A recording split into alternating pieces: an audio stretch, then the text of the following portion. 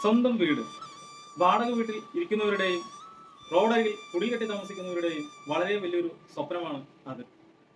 മാസം 1-ാം തീയതി തൊട്ട് 5-ാം തീയതിക്കുള്ളിൽ വാടക കൃത്യമായി നൽകണം. നൽകിയിട്ടും നിബന്ധനകൾ ഏറെ.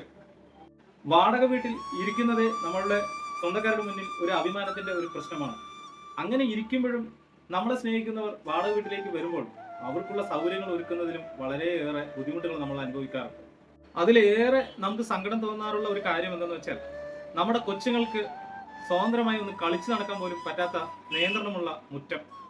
അതുപോലെ തന്നെ ഒരു വലിയൊരു പ്രശ്നമാണ്, കുറച്ചു നേരം കൂടുതലായിട്ട് വെള്ളം ഉപയോഗിച്ചാൽ താഴത്തു നിന്നും ഒരു വിളി വരും, എന്തായി നിർത്താറായില്ലേ എന്ന്. ഇതൊക്കെ കേട്ട് കേട്ട് മതിയായില്ലേ? സ്വന്തമായിട്ടൊരു വീട്, അത് ചെറുതോ വലുതോ ആയിക്കോട്ടെ, പറഞ്ഞു കേട്ടതുപോലെ ഭൂമിയിൽ നിന്നും ആകാശം വരയ്ക്കും നമ്മുടേതായിട്ടുള്ള ഒരു സ്വന്തമായിട്ടൊരു വീട്. അതിന്റെ ഒരു സുഖം വേറെ തന്നെയാണ്. സാധിക്കട്ടെ. സ്വന്തം വീടെന്ന സ്വപ്നത്തോട് തീവ്രമായി നിങ്ങൾ പ്രണയിക്കുന്നുണ്ടെങ്കിൽ അത് 100% നടക്കും. അതും ഒരു കടബാധ്യതയും ഇല്ലാതെ. അതൊരു പാലക്കാടൻ ഡീൽസിനായി പാലക്കാട് ലാൻഡ്സിനെ കോൺടാക്ട് ചെയ്യാം. ഞാൻ Meghanathan Vadakkanchery. Thank you. Follow ചെയ്യാൻ മറക്കരുത്.